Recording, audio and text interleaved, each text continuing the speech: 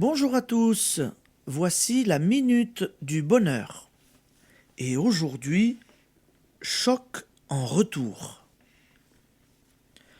Le choc en retour est l'une des lois essentielles de la pensée. De même que la réflexion du son et des rayons est l'une des lois de la nature.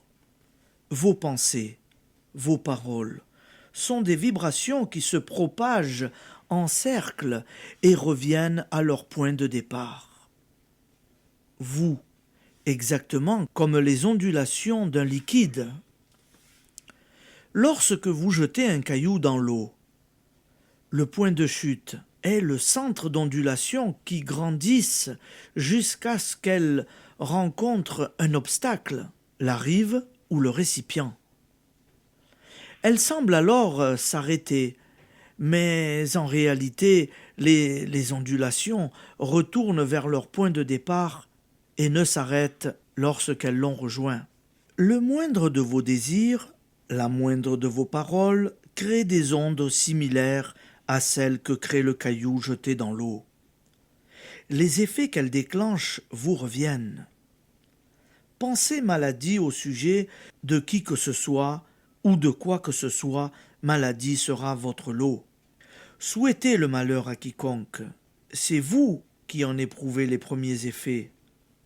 Prononcez des paroles de concorde, et la concorde embellira votre existence. Lorsqu'on connaît cette loi, on n'est plus surpris des misères du monde, où tant de bonnes gens, plus ignorants qu'en foncièrement méchants, croient bien faire en vivant dans la rancune et dans la détestation de leur prochain. On est une excellente femme, mais on voue une haine éternelle à la cousine. Amélie pour une toute petite question d'héritage. Un excellent homme, mais il n'est pas question de pardonner une offense au cousin Gustave.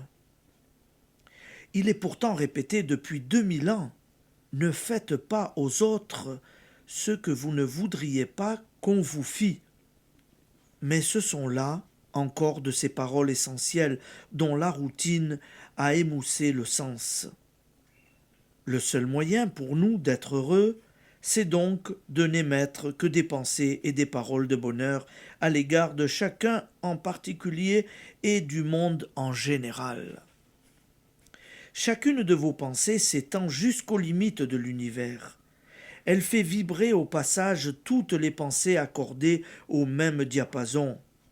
Elle se propage et se multiplie avant de vous faire revenir ainsi, intensifiée, pour exercer dans votre propre existence ses merveilles ou ses ravages. Comprenez-vous que nous avons tous notre part dans le désarroi universel et que vous avez peut-être été jusqu'ici, sans le savoir, votre ennemi numéro 1. Application. Soyez, à partir de maintenant, votre ami numéro 1.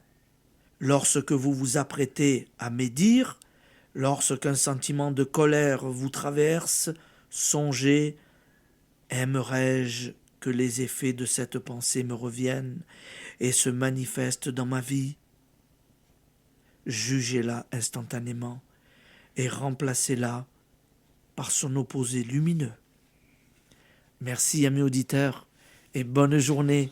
À demain.